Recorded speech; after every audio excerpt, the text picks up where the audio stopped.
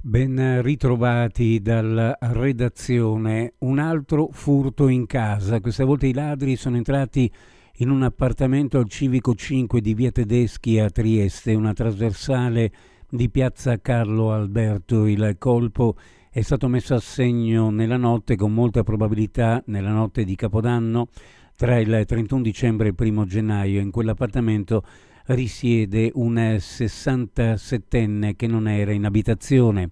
È stato il figlio a scoprire il furto. I ladri non hanno scassinato la porta blindata, ma hanno usato degli utensili ad hoc come la chiave a topolino o la bulgara. Poi hanno sventrato un muro e divelto la cassaforte, al cui interno c'erano valori quantificati, secondo il figlio, in 40.000 euro. La Galleria Sandrinelli di Trieste chiude per qualche giorno a causa di un intervento alle vetuste e ammalorate tubature dell'acqua presenti nel sottosuolo. La chiusura sarà dal 7 al 12 gennaio e i lavori rientrano nel finanziamento PNRR per la riqualificazione della rete idrica. Acega Sapienza Amga effettuerà un sondaggio sulla condotta idrica presente al di sotto della galleria, che permetterà di identificare la posizione esatta della condotta e l'area di intervento. La polizia di Udine ha arrestato nella notte di Capodanno un cittadino marocchino di 33 anni, colto in flagranza mentre si appropriava del fondo cassa di una pizzeria del centro. Da poco trascorsa la mezzanotte, gli agenti della squadra volante sono intervenuti su segnalazione di un cittadino che, intento a godersi lo spettacolo pirotecnico dal proprio balcone di casa, si era accorto che una persona, infrangendo una finestra della vetrata e utilizzando un bidone della spazzatura come base d'appoggio, si era furtivamente introdotta all'interno di un pubblico esercizio.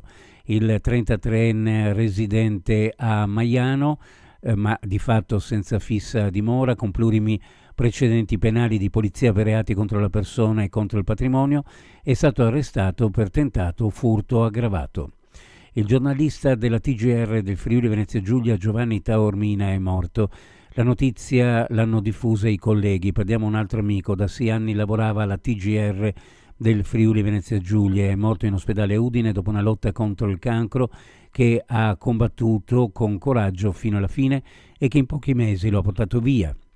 Taormina, come riporta la RAI, era nato a Trapani il 18 giugno 1964 e aveva cominciato la sua carriera nella stampa locale, poi l'approdo alla RAI, dove aveva collaborato a diverse trasmissioni nazionali, sia televisive sia radiofoniche. Aveva lavorato al coordinamento sedi del giornale radio nazionale. Uno sguardo alle previsioni meteorologiche per la giornata di domani. Nella notte primo mattino cielo coperto e tempo umido con deboli precipitazioni più diffuse ad est, con quota neve sui 600 metri circa. In mattinata rapido miglioramento a iniziare dalla Carnia, ma sulla costa il sereno arriverà intorno a mezzogiorno. In pianura soffierà bora moderata, più sostenuta lungo la costa. Dalla sera le temperature scenderanno sotto zero in pianura. Temperature minime in pianura fra 2 e 5 gradi, sulla costa fra 4 e 7, massime ovunque fra 8 e 11 gradi centigradi. Previsioni a cura di ARPA e FVG Meteo. Ed è tutto per il momento con l'informazione.